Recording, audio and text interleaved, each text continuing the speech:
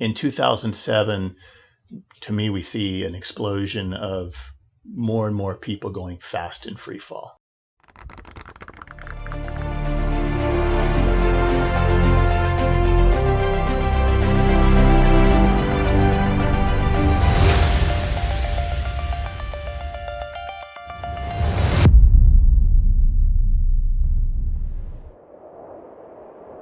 The need for different opening characteristics to me comes from the fact that people were exceeding reasonable speeds in free fall and having their reserve come open more and more.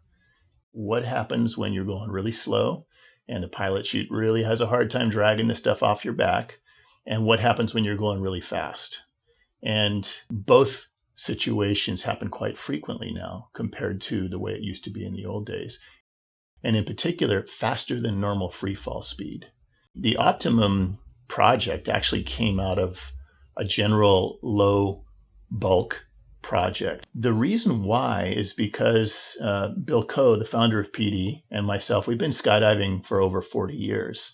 And we remember when the Ram Air parachutes, what we actually fly now, actually started taking over the round parachutes. And at the time, there was low bulk round parachutes. But the Ram Air parachutes were really big and heavy and bulky. And they were also for experts only. So one of the reasons some people would still jump around main parachute is because they could get one that packed smaller than a Ram Air parachute. But the size of the reserve parachute never went beyond the nature of the fabric that we have available, because although we've done better aerodynamics on reserves, it hasn't caught up with what's possible on main parachutes, simply because we want a very, very reliable reserve. When the excitement came that we actually had our hands on something that could be something that we could really use and actually make an impact on the market, that was a good thing. But then with that came the responsibility, the questions we had about how the fabric is different and how that may have an impact on a product that's a reserve.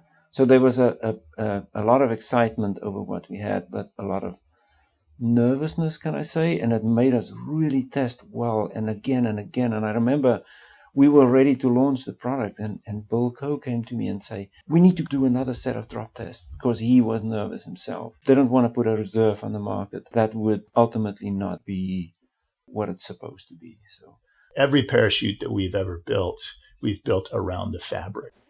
So when we have a certain parachute fabric, we design the parachute around getting the performance that we want with that fabric. Some parachute designs are quite forgiving, and they're of different fabrics. Other parachutes are very, very picky as to what fabric is being used. We had to make a new canopy, because when we used this fabric on a PR, it didn't work. It just didn't work. The properties of the fabric changed the performance of the PR such that it didn't work. So we had to design around the properties of the fabric. And with that came opportunities to make the canopy perform a lot better. Taking an idea through the concept of through from the concept to the actual fabric is a daunting task.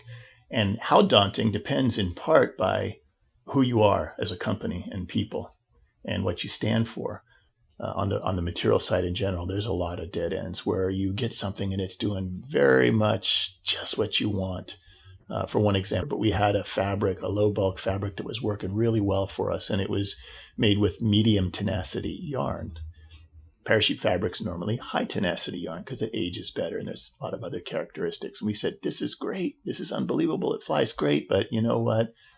It's just not going to last. So give me this stuff in high tenacity and we'll be good to go. And they said, you got it. And that's where the rabbit holes started appearing everywhere.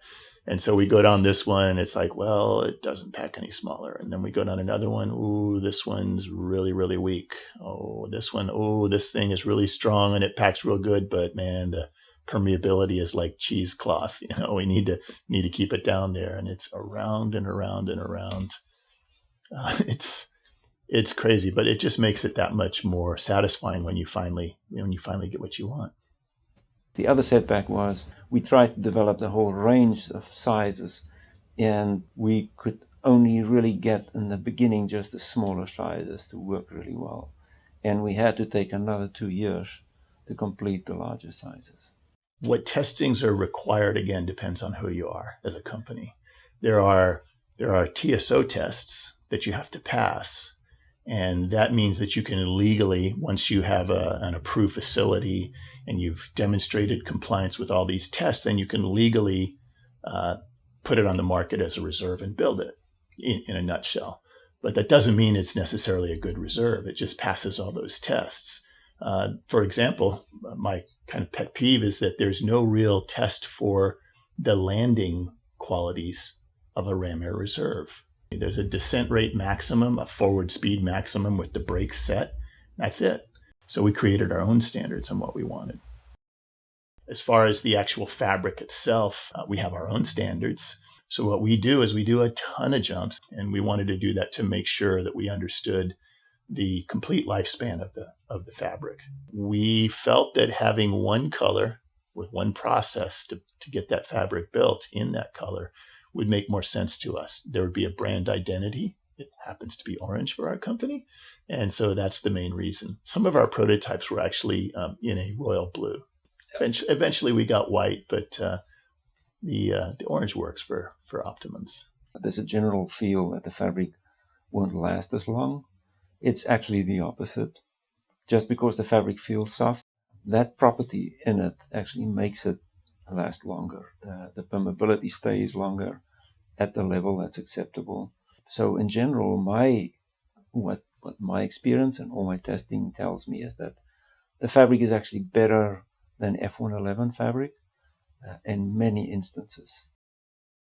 The Optimum was designed on how the opening characteristics would be. We wanted something that really catered to this new wide range of deployment speeds that could potentially happen between the very fast free flyers and the skyhook deployments. The best thing about the Optimum is that it flies much more like a main parachute. It's more consistent with what most main parachutes are now, whereas many reserves are very sensitive to being over-flared, especially the smaller ones. They allow a person of average capability to land them very, very well. And I think that's the big, big plus on the Optimum. The lower opening forces, I think, are a big safety thing. You really, really don't perform well if you're seeing stars from your opening. Once you jump the thing, then you feel like, this is it. If my reserve feels like that, I want the main like this too. And we actually got those comments. People thought the parachute opened and flew and landed absolutely fantastic. It was not a typical reserve where you were just glad that you made it back. Flying this parachute was just so easy, which was the thing that I couldn't tell if it was the base jumping with the F111 style parachutes. They're very similar in that way. They're square, 7-cell, pretty docile parachutes. But the thing that got me was flying that Optimum all the time. Didn't matter if it was a 99 or if it was a 253, that it flew like a sport parachute. It was a long haul. I mean, we went through a tremendously expensive program. We went through many different kinds of fabric. We had our hopes up when the next iteration of fabric would come in, only to find those hopes dashed. The fabric suddenly packed bigger than a normal one, even though all of the design characteristics of the fabric should have made it smaller and maybe a little stronger or maybe a little more durable. And we went out many, many times. We had success, we had failures, we had internal battles.